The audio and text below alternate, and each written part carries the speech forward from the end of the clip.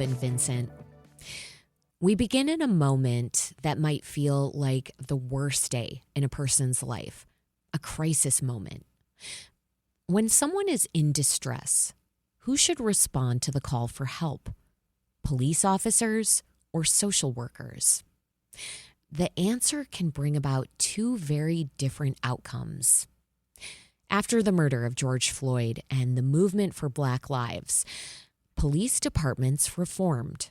Throughout the country and around Michigan, police hired mental health professionals or co-responders to respond to 911 calls, alone or with cops. Now, the question of who should take the lead on distress calls has become all the more pressing. It was thrust again into public spaces last month.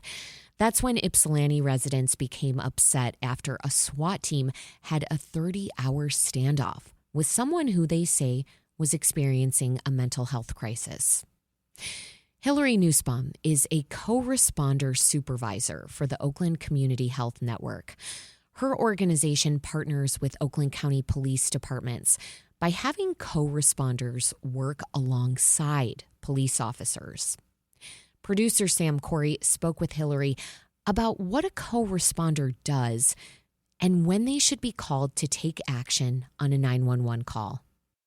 Okay, so let's start here. What is a co-responder? So great question. A co-responder is a mental health clinician. There's a lot of different types of models of co-response. Our model in Oakland County is that we embed our co-responders in police departments. So they are employed by our CMH, by our Community Mental Health Authority, which is Oakland Community Health Network. So they employ us as co-responders, but we are embedded in the field. So we're embedded with our departments. What does the work look like? I mean, this is still relatively new work. What is a co-responder doing on the day-to-day? It varies every day, and depending on which jurisdiction you're in, that can vary as well. We keep a police radio on us. We have a Kevlar vest that we're wearing at all times, and we listen for calls that have to do with mental health. So that could be welfare checks, mental health call, a suicidal individual, family trouble, neighbor trouble, those types of calls. We also listen for calls dealing with substance use. So we partner with some really great individuals and partnerships that help us with the substance use side of things and making sure that we get people connected to the right resources. So a co-responder is trying to either diffuse a situation that's a little hot and or trying to get them to the resources that a person needs. Correct. We will go to scenes where, yes, people are escalated. They need to be de-escalated in some way, shape, or form. And we come with a skill set of tools to help de-escalate individuals. And then additionally, we try to get them connected with, as you said, the appropriate resources, not just handing them a phone number, but really kind of getting down to the nitty-gritty of what do you actually need and how can we help you get there. So co-responders are really responding to acute crises in the moment with police. And then we do a warm handoff. We sort of act as a liaison to help them get connected to the right resources. OCHN being a big one because they work with, Oakland Community Health Network. Yes, I'm sorry. No, that's okay. They work with Medicaid and then not insured individuals. And then obviously if they have a third-party insurance, that's okay too. We make sure that they get those resources as well. Okay. From your perspective, because although they're in the field together, they are different police officers and co-responders, when is it appropriate for them to be called into a scene? For sure. Anytime there's a component of mental health, it's appropriate for co-responders to come to the scene. And when I say mental health, I'm also including co-occurring disorders like substance use. By the time we get to the scene, depending on which jurisdiction we're in, sometimes the individual is getting loaded up into the ambulance and we don't get a lot of time with them. What we can get is we can get a business card into their hand. We can get their name. We can get their information. We know what hospital they're going to. So we become a touch point for them. So we'll make sure that we do some kind of follow-up either at the hospital or after the hospital. And if we're lucky and we get there before anything like that happens, we're able to help with that de-escalation piece. I want to sort of parse this out a little bit more because there are a lot of different mental health issues that people can have. For better or for worse, there's a heavy clinical sense of our culture right now. A lot of people have mental health disorders. I'm almost wondering this instances when co-responders shouldn't be called because, I think police are called for so many incidents when people are struggling and when there's an acute crisis. And that sounds like co-responders really should be there then. When are the times, maybe it's a traffic stop, but like when are the times when co-responders really don't need to be there? A traffic stop is a great example. Even if we are in a patrol vehicle with an officer for a traffic stop, we typically don't get out. What we do is wait for the officer to come back. And if they invite us to get out of the vehicle and come and help us with maybe someone who's experiencing a mental health episode, we will do that. But the safety piece is really the big gray area where we have to be careful on a scene. Traffic stops being a big one. Another one being domestic violence. Some departments, it's very situational depending on departments, are okay with you coming to a domestic violence to help with the individuals. Others don't want you to be on scene because it might be an active investigation. I'm glad you brought up the safety piece because that's in a sense why we're talking right now. Last month, a man in Ypsilanti was causing a bit of a ruckus, pounding on his neighbor's door. According to police officers, he had a sword. That incident, the call to 911, led to a 30-hour standoff with a SWAT team involved. A lot of people in Ypsilanti and Washtenaw County have been upset because they wanted mental health responders or co-responders to handle the situation and not police. The Washtenaw Sheriff's Office and the Ypsilanti Police Chief defended how the officers handled the situation. Now, I'm not asking you to respond to this situation specifically, but I am wondering, when is it too dangerous for social workers to enter a situation in the field? When there's a weapon involved in a scene, we stage, just like EMS or ambulance. So we wait. Stage meaning you're behind, you're away Correct. a certain amount of feet. We might be in our car down the road. We might, be off in another police vehicle, but we definitely are not on the scene. Not until it's cleared because it's safe for us to be speaking to an individual, on scene or whatever else. So they're very, very specific about us not being there when there's a weapon on scene. I think it is a gray area, as you're noting, and it's a tricky area because I think a lot of people would say, I understand that. I want co-responders to be safe. They don't have a weapon or anything to defend themselves. I don't want them to be in harm's way. And certainly there are a lot of guns on the street and people have all sorts of weapons. And so if you know that going into a scene, understood. For sure. I think the tricky thing is, I think the skills seem really important. Like de-escalation skills seem really important. And I know police are trained in this a lot of times, but they don't have quite the same training that co-responders do, that a lot of social workers do. Yeah. And I guess I just wonder what you make of that scenario where the skill is really useful and maybe really needed, and also it's not safe for the people who have those skills. Is this just the catch-22 we have because, there's a lot of weapons out there? To answer your question, it's not a catch-22. There are some things that we can do, and we've started to work on some of those elements. So, for example, there is a crisis negotiator training that the FBI does, and out of 11 of us, 5 of us have been through it. So what that means is when you have an individual who has a weapon on a scene or have barricaded themselves for whatever reason, whether it's just suicidal ideation, maybe they have someone in the house, that is an opportunity because we're trained to have a conversation. Now, that being said, in one of those types of situations where it's a crisis negotiation, you're not in the house with them, right? You're not actually face to face. You're over the phone. You're working on communicating with that individual safely from a distance and in a way that you can help that individual with the skill set you have, hopefully come to safety. So we really try to get a lot of our co-responders trained in our crisis negotiation training. The other piece is too, our law enforcement partners train us in situational awareness and a lot of safety components because we can't pretend like there's not going to be a weapon, every time we go to a place. Like you said, there are a lot of gun owners. We don't know who has a gun in their waistband and who doesn't. But we prepare for that, a scene that goes from typical, normal, everyday conversation, and then it heats up all of a sudden, and then a weapon is involved. So we train for that and we prepare for that. But if we know ahead of time that there's a weapon on a scene, we're not going to go in there if we already know. If it heats up and we happen to be on scene, we're prepared, and then we train to sort of handle ourselves if that does happen. No situation is ever 100% safe. Correct. And I, that's true anywhere. Right. Has there ever been a time where you were out in the field and it felt like it was crossing the line, like you were not safe on the job? Yes.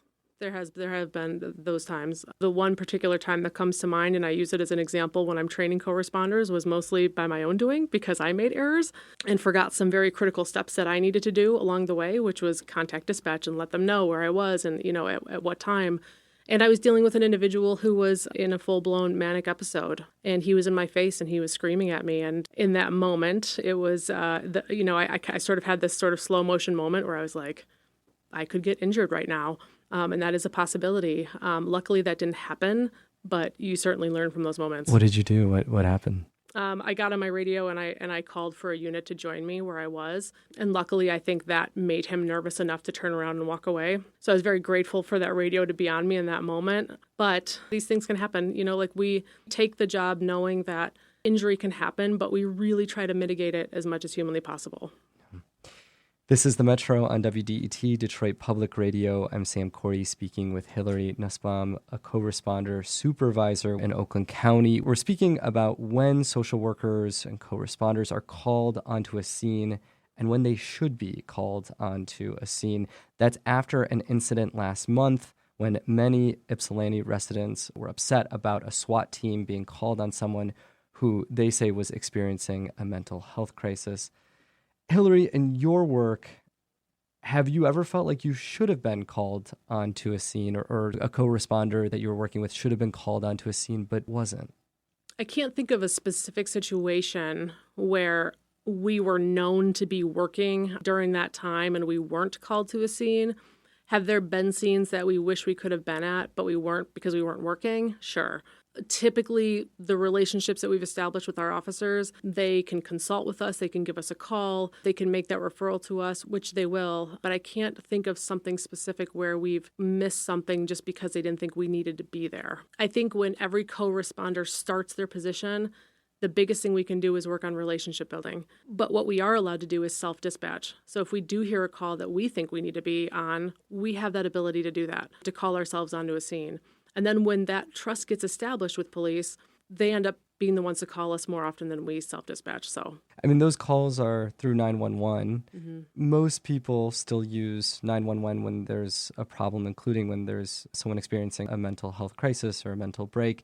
They're not often using 988, which is the mental health hotline. Right. When should people use the 988 number? People can use a 988 number whenever they're experiencing any kind of distress, mental distress, substance use concerns. If they just need to talk to somebody because they're stressed out, they don't really have a support system, call 988. You have certified clinicians there ready to talk to you and can get you the supports that you need. So I don't think there's a wrong time to call 988. Obviously, if you're talking about harming yourself or somebody else, they also have to, take that seriously. But I don't think there's a wrong time to call. If you call 988, can you get a co-responder or social worker to your door, or do you have to go through 911 to access one of those individuals? You definitely can get a co-responder through 988. If 988 needs to get the police involved and we are in their jurisdiction, we're going to go to that call. The co-responder program was launched in 2021 in Oakland County. It launched in many police departments across the state and the country during that time. It was after the movement for Black Lives and the push to reform police departments. You've been doing co-response work since 2021 as well. Correct. How do you think the co-responder program has changed since it began 5 years ago? We're definitely growing quite a bit. I think one of the things that we're really starting to pay attention to is safety, is that element, and how we make sure that as we grow and more police departments get excited about this and want us to be incorporated in their programs and their departments, we have to make sure that we're really taking the time to keep our co-responders safe. So we've really made an effort to build out initiatives and programs within our co-responder program to help make that happen. Oakland Community Health Network as a whole is doing much more with crisis. Co-responders have been doing it now for 5 years, which is great. We're able to sort of help with the crisis side of things with OCHN, and that's been a great honor for us to help in that way. But as far as the changes within our particular program, I would say, like Garrett, more towards safety. But definitely there's a lot of co-responder models out there that differ from us. Some co-response models want their clinicians to be with EMS rather than with police. Some, co-response models have co-responders going together to a scene without any, type of first responder with them. So the models vary, and I think it really depends on your jurisdictions. It depends on what, your departments and what the people want, I guess. Is there a way you'd like to see co-response in Oakland County innovate, change, try a different model? I think the model we have, personally, I think the model we have is great. I think there's training on both ends, right? Law enforcement helps us stay safe. They teach us about situational awareness. And on the other end, we have our crisis intervention team training, which is a 40-hour mental health training for police. And we put our officers through that too. So they are learning, mental health specific skills and skill sets. And we have about 1,400 officers in Oakland County who have been through it. I know other models work and they work great. And certainly we're open to other models existing. For example, we do have a co-responder embedded in the city of Pontiac. That co-responder rides with that deputy at all times. Other co-responders respond in their own vehicles or, department-appointed vehicles and are not in the vehicle with an officer. But in Pontiac, they are. So that model changes a little bit. Moments ago, I asked you how the work has changed, how co-response work has changed. I'm wondering also how co-response work has changed you. It's really helped me sharpen up my communication, not only with individuals that we serve, but it's helped me become more assertive in asking for the things that I want or the things that I need, whether that be on a scene or in a follow-up type situation over the phone. I am very scope specific, meaning like I'm focused on what the scope of my job is. It's hard for me to move outside those bounds only because of a lot of what we've talked about already, safety, liability, insurance, all those different types of things. But it's given me a lot of hope to see how much law enforcement has really taken us in. They've allowed us to become part of their culture and part of, their team. And it's been amazing to see the change. And for me, it just gives me hope to know that a lot of times there's these polarized communities, in society, and we think that they're always going to be polarized, and that's not necessarily the case. Pairing social workers and law enforcement together is not something that I think naturally we would have thought to do, and now we see that this works. And so it makes the impossible possible. Hillary Nussbaum is a co-responder supervisor for the Oakland Community Health Network. She spoke with the Metro's Sam Corey. If you or someone you know is experiencing a mental health crisis, you can call 988.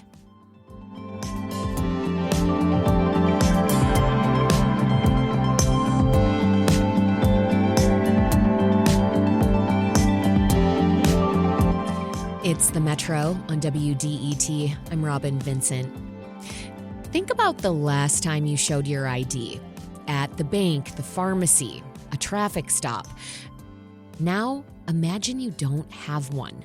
No driver's license, no state ID, nothing with your name on it. That's how thousands of people walk out of Michigan prisons every year. Up next, what a second chance looks like when you can't prove who you are.